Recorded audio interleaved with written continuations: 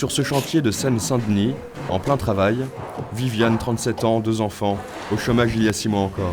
Elle a fait le choix du bâtiment et aujourd'hui, elle ne regrette rien.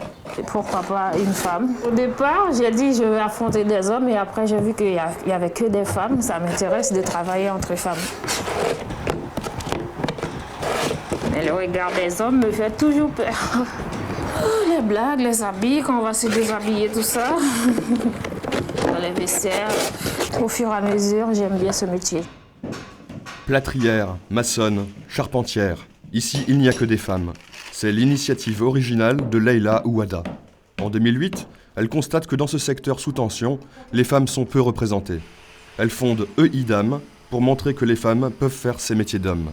Pendant tout le long de ma carrière, j'ai travaillé qu'avec des hommes. Les freins psychologiques et culturels sont très présents. C'est valable dans les deux sens, parce que les préjugés sont là, très présents dans les deux cas. Moi, je crois plus au fait que les femmes doivent créer leur propre structure que de se retrouver en entreprise. Parce que si on doit faire changer les mentalités, elles ne trouveront jamais de travail.